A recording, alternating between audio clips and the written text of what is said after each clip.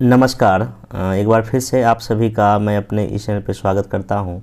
आज के इस लेक्चर में जीएस मेंस कैप्सूल को ही सीरीज को आगे हम बढ़ा रहे हैं। इसके पहले जनरल स्टडीज मेंस कैप्सूल के सीरीज में पहला और दूसरा मेरा वीडियो आ चुका है, ये तीसरा वीडियो होगा। जो भी मेंबर मेरे पहले और दूसरे वीडियो को नहीं देखे उनसे रिक्वेस्ट है कि जीएस मेंस कैप्सूल का एक प्लेलिस्ट ऑलरेडी बना हुआ इस चैनल पे, वहाँ जाइए, वहाँ पहले दूसरे वीडियो को देखिए, तब आज थर्ड वीडियो को देखिए। और ये जो जीएस मेंस कैप्सूल जो मैं मेनली स्टार्ट किया हूँ 67th के लिए ही है, लेकिन हाँ ये 68 के लिए या 69 दीजिए, ये सेम टू सेम ये वीडियो मेरा यूजफुल होगा। और ये जो इसमें जो मैं बता रहा हूँ, इसमें आपको पता है कि जो पहले मेरा वीडियो देखते होंगे, इसमें history, Indian polity, Indian economics, current affairs, Bihar, इस पर सारे जो मोस्ट इम्पोर्टेंट जो घटनाक्रम है जीएस को लेके, चाहे मेंस में जो मेंस में पूछता है, उन सारे मोस्ट इम्पोर्टेंट हम टॉपिक को इसमें कवर कर रहे हैं। और इसमें जितना भी मैं टॉपिक अभी तक बताया हूँ, या तो बीपीएससी मेंस में पूछ चुका है, या तो यूपीएससी में आ चुका है, या भी किसी भी अदर स्टेट पीछे से आप एग्जाम दीजिए, या मेंस जहाँ तक बात आएगी, तो मैं जितना अभी तक बताया हूँ या जो भी आगे बताने जा रहा हूँ, इसी से रेंज में क्वेश्चन पूछ रहा है। तो जो मैं पहला वीडियो जो बताया था उसमें मैं प्रतिस्पर्धी संघवाद क्या होता है वो पढ़ाया हूँ। ये क्वेश्चन ऑलरेडी बीपीएससी पूछ चुका है, यूपीएससी भी पूछ चुका है इवन। विशेष राज्य के दर्जे की मांग बताया था। फिर मैं भारत आसियान तो काफ़ी इंपॉर्टेंट हमेशा रहता है, चाहे यूपीएससी दीजिए, बीपीएससी कुछ भी एग्जाम दीजिए आईआर के लिए। देन फिर मैं इसमें बताया था आपको कि यूबीआई क्या होता है, ऐसे करके मैं फिर अगला था ये make in India. BPSC already एक बार साइंस टेक में पूछ चुका है कि मेक इन इंडिया प्रोग्राम में साइंस टेक की क्या भूमिका होगी। जब तक आपको मेक इन इंडिया कार्यक्रम क्या है जब ये पता नहीं होगा, तो आप उनके साइंस एंड टेक्नोलॉजी क्या यूज है वो नहीं लिख पाइएगा। विनिवेश बीपीएससी कई बार पूछ चुका है, जाके देखिए प्रीवियस क्वेश्चन। फिर उसके बाद इसमें आपका संसद का सुधार, ये भी बीपीएससी एक बार पूछ चुका है, मतलब कि बिमस्टेक बीपीएससी 63 में पूछ चुका है, यूपीएससी में, यहाँ तक यूपीपीसीएस में सब में क्वेश्चन पूछ चुका है। वित्तीय समाज सारे इंपॉर्टेंट जितना भी क्वेश्चन आपको मैं करा रहा हूँ, ये कहीं ना कहीं एग्जाम में पूछ रहा है तो पूछने वाला है। तो अभी तक जो हम इसमें जितना भी मैं आपको ऊपर स्क्रीन पर दिख रहा हूँ, ये सब टॉपिक पहले और दूसरे वीडियो में करा चुका हूँ ऑलरेडी। ये जो चीन पाकिस्तान आर्थिक गलेड़ा है, यूपीएससी मेंस में पूछ चुका है, ठीक ना। फिर भारत पाकिस्तान तो बीपीएससी पूछ चुका है 56 से 59 बीपीएससी में। बाकी भारत का संविधान संघात्मक है कि एकात्मक है, ये क्वेश्चन बीपीएससी ना जाने कितनी बार पूछ चुका है, ये सब में काफ़ी डिस्कस किया। प्रस्तावना भी पूछ चुका है बीपीएससी। तो कहीं मतलब जितने भी इसमें इंपॉर्टेंट ही टॉपिक है, इसमें कोई एक्स्ट्रा ही नहीं कि मैं कुछ फालतू मैं कंटेंट इसमें यूज किया हूँ। और ये एक बेस्ट तरीका है कैसे आप कम टाइम में पूरा जीएस के पेपर को रिवाइज कर पाएँ, इस वीडियो से आप इसलिए हम सीख सकते हैं। तो यहाँ पे आइए, हम सीधे अब शुरू करते हैं। जितना मैं पहले पढ़ा दिया उसको नहीं, अब मैं नेक्स्ट इस आधे घंटे के लेक्चर में जो 5-6 टॉपिक कवर हो पाएगा उसको मैं कवर करता हूँ। अभी तक मैं लास्ट जो वीडियो में ये क्या होता है कि आपका संथाल विद्रोह का क्या कारण था, इसका क्या स्वरूप था, क्या प्रभाव था, इसको मैं देखा था। आज जो है ना, ये यहाँ से स्टार्ट करते हैं। समावेशी समृद्धि क्वेश्चन में कर रहा हूँ, और ये भी क्वेश्चन जो कहीं ना कहीं बीपीएससी एक बार पूछ चुका है, एक बार देख लीजिएगा पेपर, ये प्रीवियस ईयर का ही है। क्वेश्चन ये है कि समावेशी समृद्धि के प्रमुख लक्षण क्या हैं, क्या भारत इस प्रकार के समृद्धि प्रक्रम का अनुभव करता रहा है, विश्लेषण कीजिए कि एवं समावेशी विकास हेतु क्या उपाय होना चाहिए। देखिए सबसे पहले यहाँ पे क्वेश्चन ये है कि जो इंक्लूसिव जो ग्रोथ होता है आपका, उसका मेन फीचर्स क्या है, उसके कैरेक्टरिस्टिक क्या है वो बताना। फिर आपको पता क्या इंडिया इस तरह का जो है ना ग्रोथ जो प्रोसेस है क्या एक्सपीरियंस कर रहा है या किया है, और बताइए कि इसके अगर नहीं किया है तो इसमें क्या क्या और उपाय किए जा सकते हैं। सिंपल सी बात है, आपको एक सिंपल लिखना है। समावेशी समृद्धि एक ऐसी कॉन्सेप्ट अवधारणा है जिसके अंतर्गत ग्रोथ के लाभों और अवसरों का समाज के सभी वर्गों तक पहुंच क्या किया जाए, सुनिश्चित की जा सकती है। एक समाजवादी तथा लोकतांत्रिक देश के शासन विकास का लाभ समाज के निचले पायदान तक पहुँचे आवश्यक है, तभी जाकर लोकतंत्र जो है सशक्त और पावरफुल मजबूत होगा। और भारत जो है आज़ादी के बाद लगातार इसके दिशा में प्रयास कर रहा है। कैसे? पंचवर्षीय योजना के माध्यम से, विभिन्न योजनाओं के कार्यक्रम से। और एक चीज़ मैं बोलना भूल गया, जो भी मेरा वीडियो देख रहे हैं उनसे रिक्वेस्ट है, आप पेन और कॉपी लेके बैठिए, और जो मैं वो आपको स्क्रीन पर दिख रहा है वो भी लिखिए, और जो मैं डिस्कस करते जा रहा हूँ जो उसको भी आप कहीं साइड में लिखते जाइए। क्योंकि ये देखिए मेंस का क्लास है, ये पीटी नहीं कि बात सुन लिए इधर सुनिए उधर से बाहर नहीं, आपको मेंस में तक आप लिखेंगे तो आप बेहतर नहीं कर पाएंगे। तो ये हो गया कि नहीं भाई, एक इंक्लूसिव ग्रोथ क्या होता है। तो आप यहाँ पे था फिर जिक्र कर सकते हैं कि इंडिया में जैसे कि जो है एक तो देखिए, एक होता है ग्रोथ, ठीक है ना। एक टर्म होता है ग्रोथ, एक होता है डेवलपमेंट। देखिए ग्रोथ का सिंपल सा मतलब है कि आपकी इनकम बढ़ रही है, जीडीपी बढ़ रही है, और विकास या डेवलपमेंट का मतलब होता है कि उस ग्रोथ का फ़ायदा जो है ना समाज के हर एक वर्गों तक पहुंच रहा है। तो आप सिंपल ये समझ सकते हैं, अगर विकास ग्रोथ ये अगर सर्कल है तो विकास इसके अंदर है, विकास के अंदर ग्रोथ है, ग्रोथ होगा तो विकास आपका हो जाएगा। तो आप ऐसे करके चीज़ों को दिखा सकते हैं। और हमारी जो 11वीं पंचवर्षीय योजना था और 12वीं पंचवर्षीय योजना में कहने का हम समावेशी विकास पर भी मैंने फोकस, मतलब हमारे देश की जो सरकार फोकस किया था, और अभी भी जो सरकार का जो भी पॉलिसी है कहीं ना कहीं जो है ना समावेशी विकास, समावेशी वृद्धि को ही लेकर है। क्योंकि हमारे देश में ना पंचवर्षीय योजना के माध्यम से जो भी चला योजना, उसमें कहीं ना कहीं असमानता दिखाई पड़ रही है। कुछ राज्य बहुत अमीर हो गए हैं, कुछ राज्य अभी भी गरीब हैं, कुछ राज्य में ज़्यादा गरीबी है, कुछ में कम है, या एजुकेशन का दर किसी राज्य में बहुत ज़्यादा है, किसी में कम है, प्रति व्यक्ति या गोवा का बहुत ज़्यादा है, बिहार का बहुत कम। मतलब कि जो रीजनल डिस्पेरिटी, मतलब जो नहीं होता रीजनल असमानता हमारे देश में काफ़ी ज़्यादा फैल गई है। इसलिए हमको सांस्कृतिक विकास की ओर जो मूव करना पड़ेगा, तभी जो भारत एक विकसित राष्ट्र बन सकता है। ऐसे करके बात को आप लिख सकते हैं।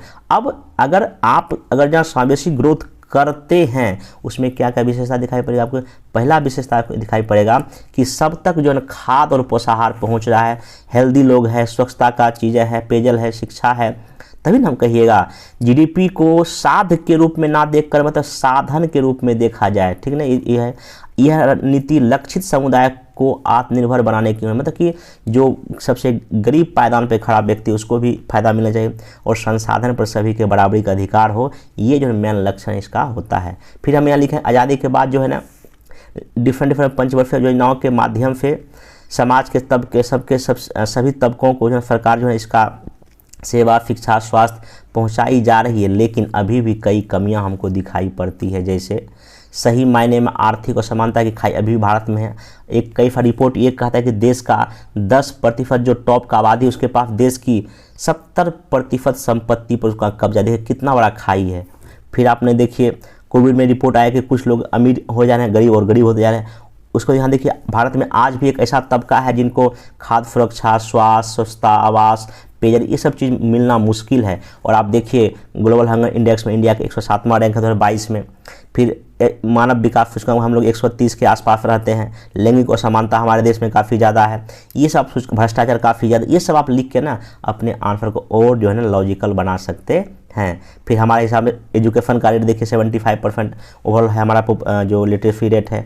हेल्थ में देखिए कोविड में हमने देख लिया कि लोगों को ऑक्सीजन नहीं मिल पा रहा था। मतलब कहीं ना कहीं जो है ना देखिए बेसिक जो नीड एक जो मानव होने के नाते जो इंसान को मिलता है वो तो रोटी, कपड़ा, मकान तो है ही। अब यहाँ हेल्थ जुड़ रहा है, एजुकेशन जुड़ रहा है। अगर ये सब चीज़ अगर किसी के पास अवेलेबल नहीं तो मतलब हम सांस्कृतिक विकास नहीं कर पा रहे। 70 साल में कहीं ना कहीं हमारा ये हमको हमारी असफलता को दिखा रहा है। तो अब इसका उपाय क्या करेंगे हम लोग इसके विकास के लिए।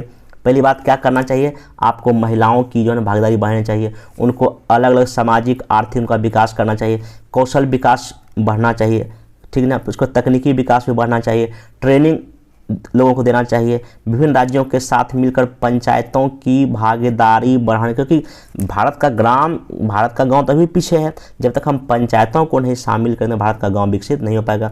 फिर क्या करेंगे हम लोग, सरकार द्वारा जीरो डिफेक्ट जीरो एफर्ट कौशल विकास करेंगे, मशीन लगाएंगे, नई शिक्षा नीति लाएंगे, नई विदेश व्यापार नीति करेंगे। ऐसे कदमों के द्वारा जो हम जो है एक समावेशी वृद्धि या विकास को हम प्राप्त कर पाएंगे। तो आप देखिए यहाँ पे काफ़ी शॉर्ट में पॉइंट वाइज मैंने इस चीज़ को बताने का कोशिश किया। और अगर क्वेश्चन यहाँ से पूछेगा तो आप इसको एग्जाम में प्रश्न जवाब दे पाएंगे। हाँ, लेकिन ऐसे प्रश्न आपका डेटा फैक्ट आपके पास होना चाहिए, एक दो सूचकांक का रैंक याद होना चाहिए, फिर एक और जो कोई अगर रिपोर्ट है, कोई सर्वे का रिपोर्ट है या और भी कोई सरकारी रिपोर्ट, उसमें अगर आपके पास डेटा रिपोर्ट होगा तो आप इसका बेहतर कर पाएंगे। ये क्वेश्चन यही पूछा था, यूपीएससी का शायद क्वेश्चन है कि भारत में आज़ादी के बाद कृषि में आई विभिन्न प्रकारों की क्रांतियों को स्पष्ट कीजिए। इन क्रांतियों ने भारत में गरीबी उन्मूलन और खाद्य सुरक्षा को किस प्रकार सहायता प्रदान की। बीपीएससी यूपीएससी का बहुत फेवरेट टॉपिक है food security in India. BPSC 64 में पूछ चुका है और भी एक बार बीपीएससी अभी हाल फिलहाल एग्जाम में पूछ चुका है। तो खाद्य सुरक्षा मैं भी अपने यूट्यूब पे जब एग्रीकल्चर पढ़ा तो उसमें मैं कराया हूँ। तो आप इसको ना काफ़ी अच्छे से इस बार जिनको 67 देना है, खाद्य सुरक्षा क्या है या खाद्य सुरक्षा 2013 किया, उसमें क्या कमियां हैं, पीडीएस में क्या कमियां हैं, पीरियड्स में क्या सुधार, क्या आवश्यकता, ये सब क्वेश्चन एग्जाम पूछता ही पूछता है। बाकी गरीबी क्या है, गरीबी के क्या कारण अभी क्या वजह है कि इंडिया 70 साल बाद भी अपने देश से गरीबी को नहीं मिटा पाई, क्या इसके पीछे कारण है, ये सब मैं क्वेश्चन अपने डेली ऑनफायर राइटिंग में भी कराया और आपको यूट्यूब वीडियो आपको मिल जाएगा। तो आप देखिए यहाँ पे आपको पता है कि जब आज़ाद हम हुए तो 1966 में हमारे यहाँ हरित क्रांति कॉन्सेप्ट आया, उसके बाद श्वेत क्रांति, ना जाने लाल क्रांति, कितनी क्रांति हमारे यहाँ गुजर चुकी जो कहीं न खाद्यान्न से जुड़ा हुआ है और भी अदर चीज़ों से जुड़ा है क्रांति का। तो वही आपको इस क्रांति का जिक्र करना था। यहाँ पर लिखे हैं हम कि आज़ादी के बाद जो है ना भारत के समक्ष बड़ी चुनौती विशाल जनसंख्या को भोजन उपलब्ध कराने की थी। खाद्यान्न में आत्मनिर्भरता के लिए सरकार द्वारा विभिन्न प्रकार की क्रांतियाँ चलाई गई जो निम्न है। अब आप यहाँ पे एक फ्लो चार्ट में अलग अलग क्रांति लिख देंगे और अगर हो सके तो उसका अगर डेट अगर याद है कब कब उसको लागू किया, अगर वो लिख देंगे और होने पे सुहागा है। पहला देखिए यहाँ GR मतलब क्या है, यहाँ ग्रीन रिवोल्यूशन हरित क्रांति है, उच्च किस्म का बीज, सिंचाई, उर्वरता, तकनीकी व्यवस्था किया हमने। श्वेत क्रांति यहाँ पे दूध उत्पादन में बल दिया। पीली क्रांति दलहन पे बल दिया। रजत क्रांति हमने अंडा उत्पादन में बल दिया। नीली क्रांति मत्स्य पे ध्यान दिया।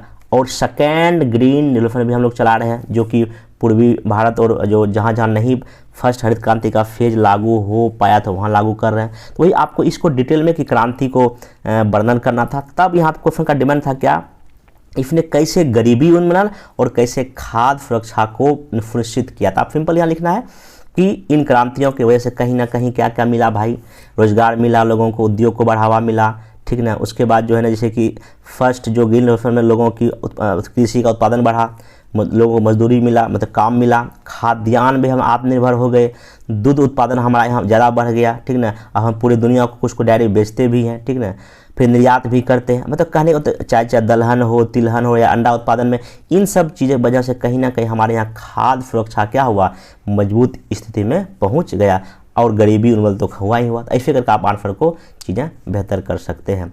अब अगला क्वेश्चन जो सबसे मोस्ट इंपॉर्टेंट बीपीएससी के लिए होता है स्थानीय शासन। कई बार बीपीएससी क्वेश्चन पूछता है। यहाँ देखिए क्या है क्वेश्चन कि भारत में स्थानीय स्वशासन पद्धति शासन का प्रभावी साधन साबित नहीं हुई है। इस कथन का समालोचनात्मक परीक्षण कीजिए तथा स्थिति में सुधार के लिए अपने विचार दीजिए।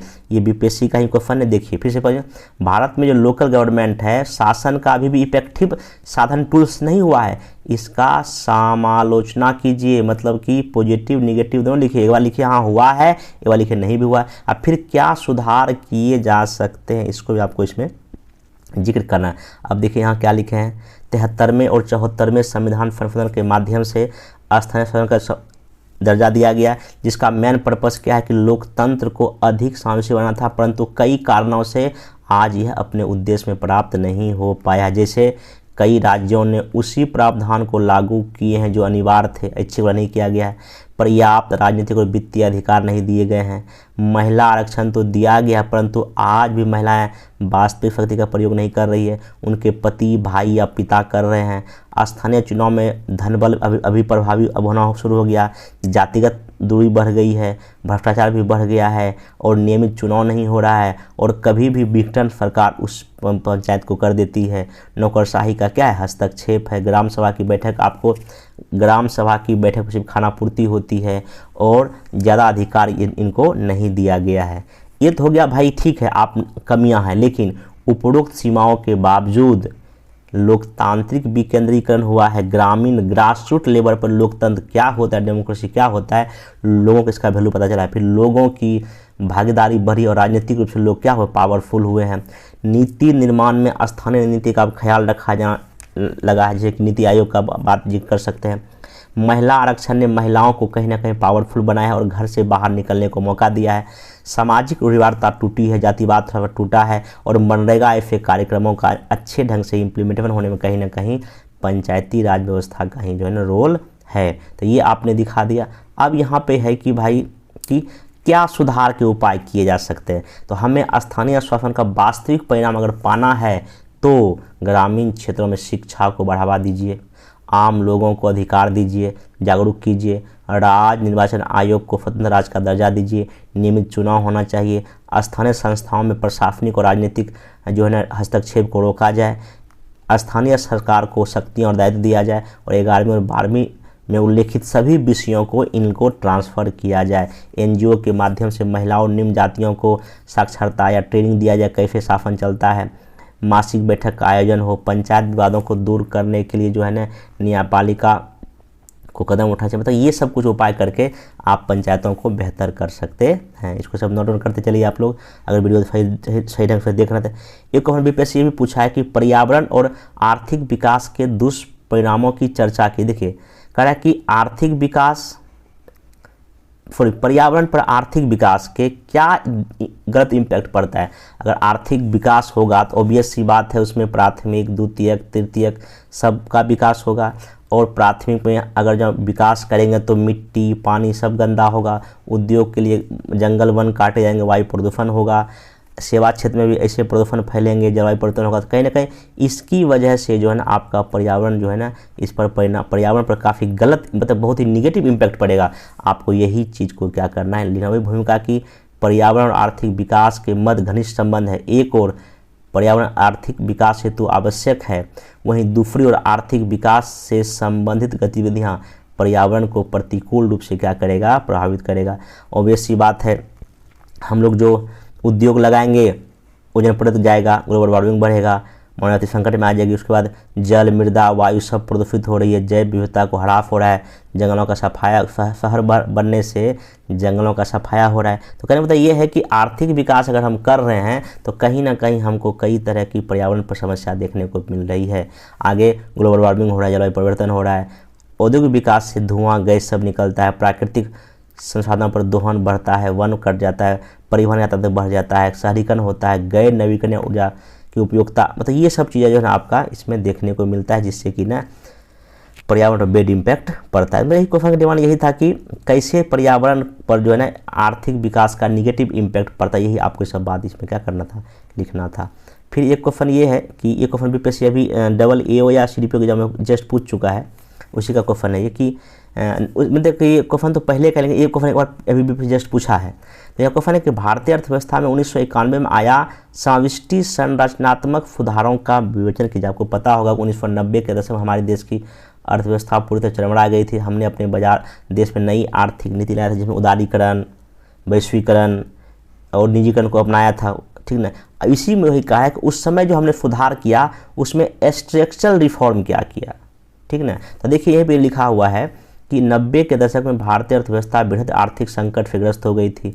बढ़े हुए राजकोषीय घाटा, चालू खाता घाटा, विदेशी मुद्रा भंडार की कमी, पब्लिक जो जितनी भी सरकारी कंपनी सब घाटे में थी, मुद्रास्फीति काफ़ी ज़्यादा था, लोगों को रोजगार नहीं मिल रहा था। इसने परंपरागत विकास रणनीतियों की कमियों को उजागर कर दिया। परंपरागत मतलब क्या, आपने पंचवर्षीय योजना की कमियों को उजागर कर दिया। अतः 1991 में भारत ने नई आर्थिक नीति के तहत व्यापक आर्थिक सुधार की घोषणा की, जिसमें कि राजकोषीय स्थितीकरण और संरचनात्मक सुधार मुख्य थे, ऐसे लिखेंगे। अब देखिए क्या क्या स्ट्रक्चरल रिफॉर्म हुआ, इसको समझिए।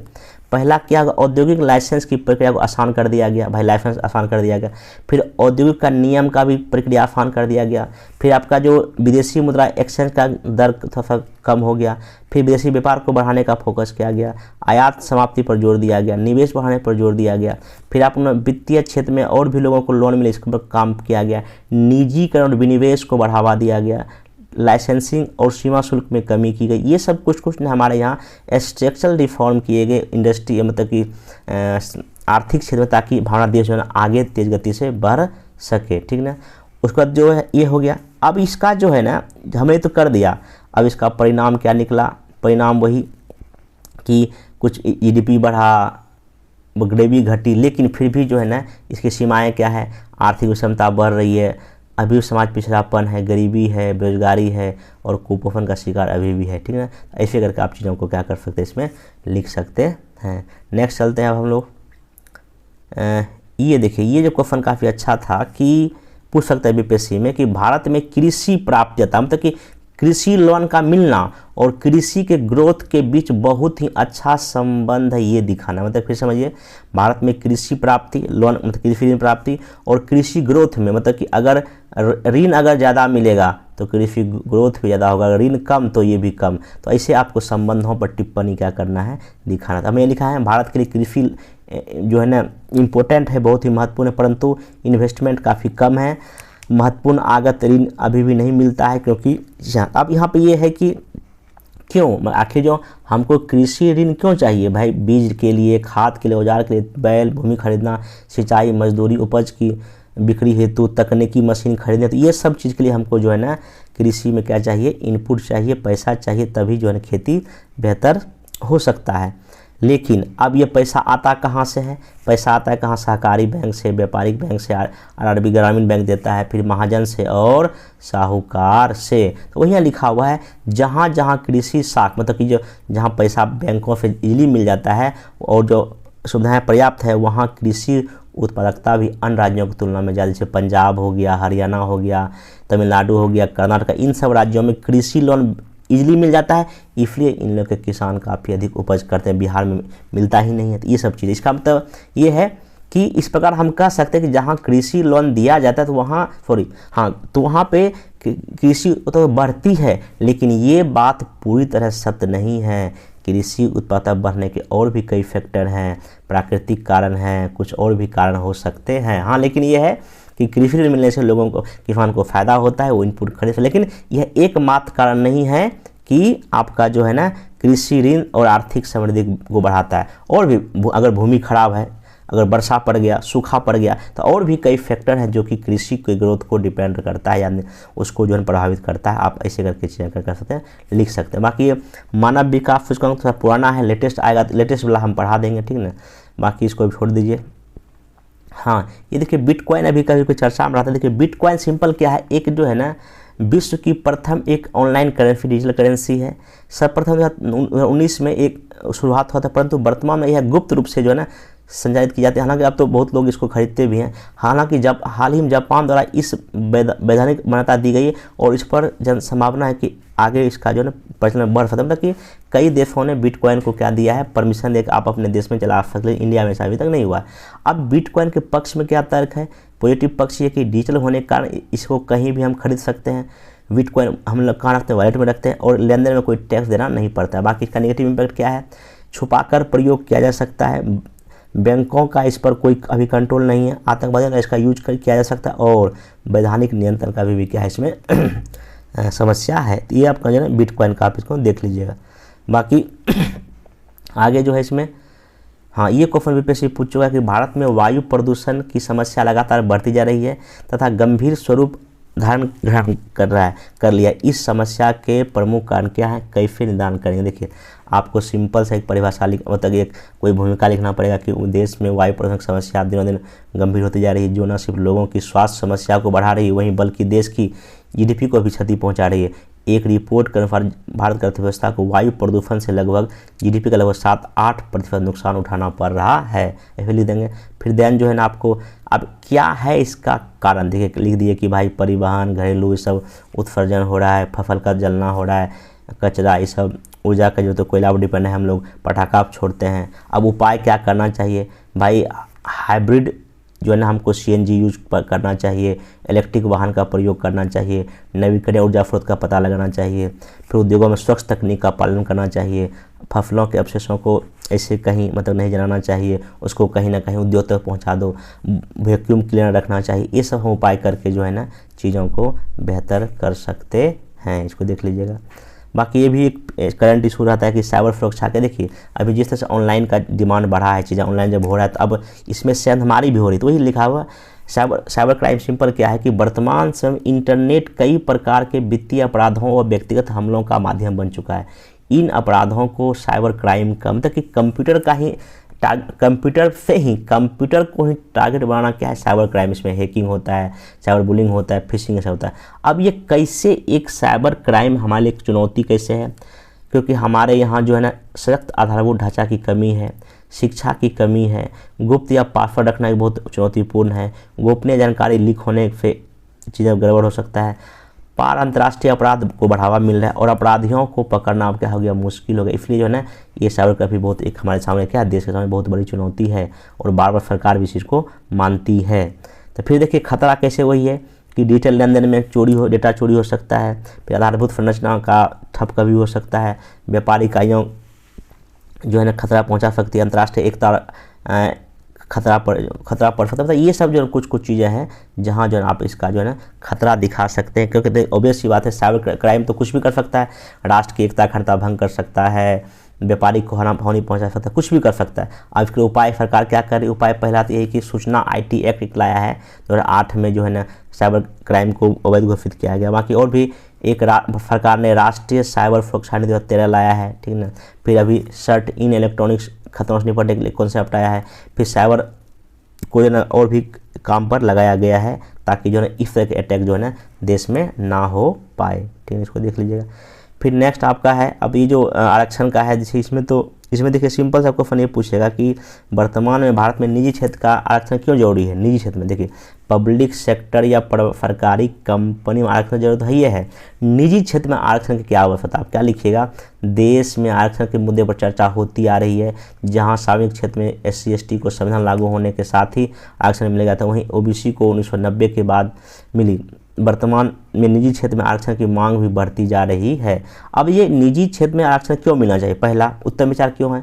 आरक्षण चेट्री नहीं अर्थात दान नहीं है, मतलब कि अतः प्रतिभा हनन या निजी गतिविधियों का हवाला देकर वंचित एवं उपेक्षित समुदाय को इससे दूर नहीं रखा जा सकता है। संविधान का मौलिक सिद्धांत क्या कहता है? अवसर की समानता की बात करता है।